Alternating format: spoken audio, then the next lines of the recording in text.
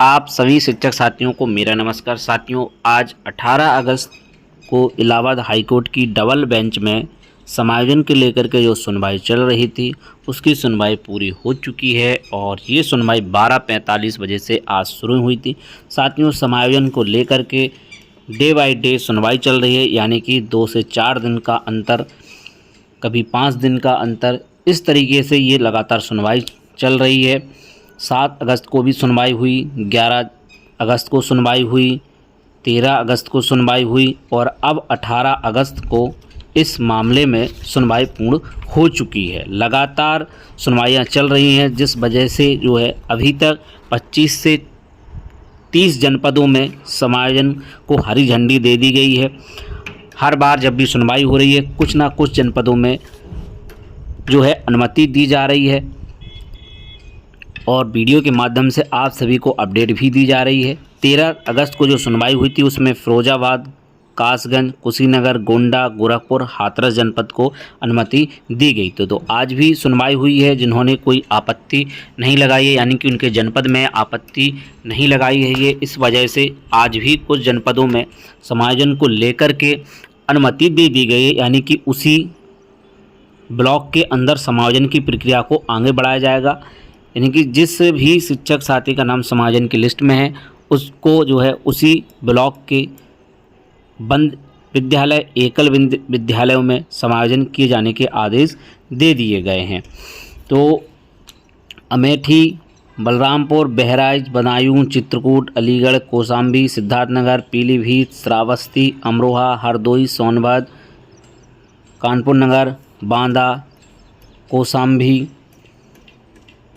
अमेठी, चित्रकूट, इन जनपदों में और फिरोजाबाद, कासगंज, कुशीनगर, गोंडा, गोरखपुर और हाथरस, इन जनपदों में समायोजन को हरी झंडी दी गई है।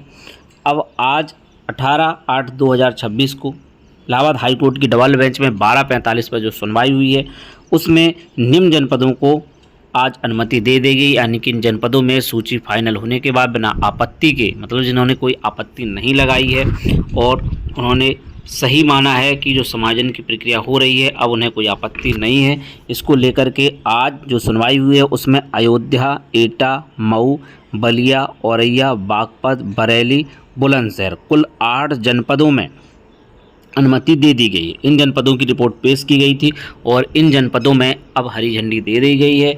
तो लगभग 25 से 30 जनपदों में अब अनुमति हो चुकी है।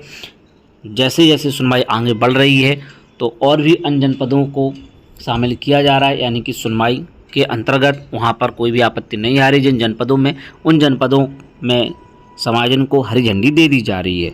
तो अयोध्या, एटा, मऊ, बलिया, औरैया, बागपत, बरेली, बुलंदशहर, इन जनपदों की रिपोर्ट पेश की गई है और इन जनपदों में फाइनली अब समायोजन को हरी झंडी दे दी गई है। तो इन जनपदों में भी समायोजन की प्रक्रिया अब आगे बढ़ चुकी है।